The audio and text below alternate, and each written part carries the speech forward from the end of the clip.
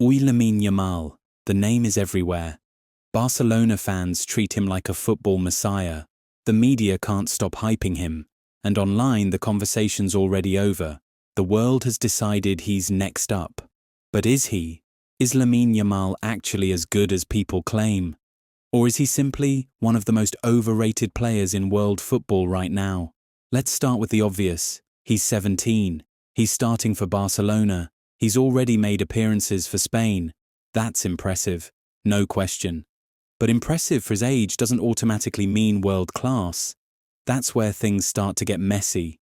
Because when you take the 17 out of the equation and just look at the player, the performances, the numbers, the conversation shifts drastically. Remove the age, remove the club, look at the raw stats and output. What do you see? A promising winger, some goals, some assists, solid work rate, but not dominance, not generational brilliance. Just a good young player doing well in a good team. That's it. And yet, this kid is being treated like the reincarnation of Messi. Why? Because Barcelona needs him to be. This club is desperate. Post-Messi, post-Neymar, post-Xavi. They're trying to rebuild everything from scratch. Financially, they're unstable. Tactically, they're still figuring it out. Emotionally, the fan base is in limbo. So when a left-footed winger from Masia pops up, confident, technical, flashy, the PR machine kicks in hard. He's exactly what they needed. Not just a player, but a narrative. Yamal's story is beautiful on paper. The youngest player in history to do X, Y, and Z. Every dribble, every pass, every decent cross becomes a social media clip. People start calling him generational. Headlines get written. Pundits push the agenda. The hype grows and grows. And suddenly, if you're not on the Yamal train, you're labeled a hater. But here's the truth no one wants to say out loud. If Yamal was doing these same things at 22, nobody would care.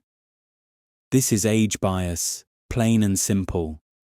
The hype isn't about what he's doing, it's about when he's doing it.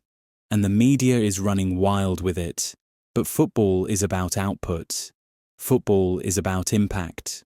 Football is about whether you change games, dominate opponents, and leave no doubt. And as of right now, Yamal hasn't reached that level. He has potential, absolutely.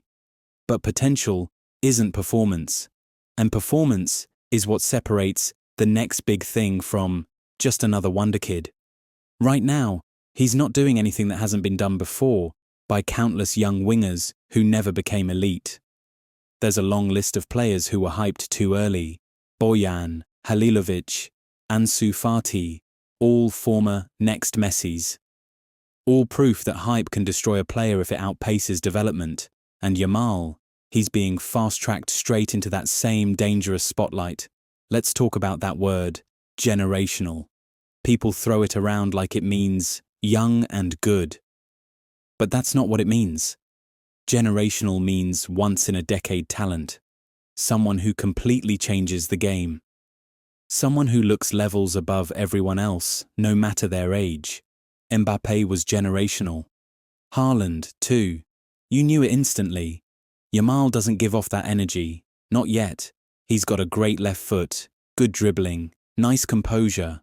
But is he dominating La Liga defenders? Is he striking fear into elite opponents? Is he single-handedly carrying matches? The answer is no. But if you say that online, people lose their minds. You're just hating. He's only 17. Give him time. Exactly. That's the point. He's still growing, still learning, still raw. But the media and the fan base are treating him like he's already made it, like he's a finished product. That's dangerous, both for his career and for how we talk about young players in general. If he were playing for Girona, would anyone care? Would he be trending every weekend? Would YouTube be flooded with compilations? Probably not. This isn't about football anymore. This is branding. This is marketing. This is Barcelona feeding the world a new storyline. Because the old one, Messi, glory, domination, is gone. So now we're stuck in this loop. Yamal plays well, and it's proof he's a genius. Yamal plays average, and it's excused as he's young. No one wants to judge him objectively, because doing so means you risk being labeled a hater or anti-Barca. But objectivity is needed now more than ever. Because what happens if this continues? What happens if the hype keeps growing and the performances don't match? What happens if he turns out to be just good? Not great, not elite, just another winger with decent technique and some flair? Are we ready for that possibility? Or are we so desperate for a new superstar that we're willing to manufacture one? So let's bring it back. Is Lamine Yamal overrated? If you define overrated as talked about like he's world-class when he's not there yet, then yes, 100%. The conversation around him is far ahead of the performances we've actually seen. He's being judged by potential, not reality. And reality says, good player, exciting future, not elite, not yet. But the more you say that, the more people will resist. Because hype is powerful, because narrative sells, because the football world loves a fairy tale, especially when it comes in a Barcelona jersey. So now it's your turn. Is Lamine Yamal really as good as they say? Or is this just another case of a talented youngster getting wildly overrated by a media machine that values virality over truth? Is Yamal the next generational icon? Or just the next name on a long list of players who were overrated before they were ready? Let me know what you think in the comments.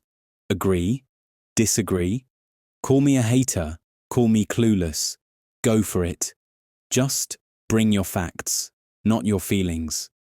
And if you're tired of the same recycled football takes, if you want real conversations that challenge the mainstream, hit that subscribe button, smash the like, and share this with a Barca fan who won't be able to handle the truth. Because this is just the beginning. See you in the next one.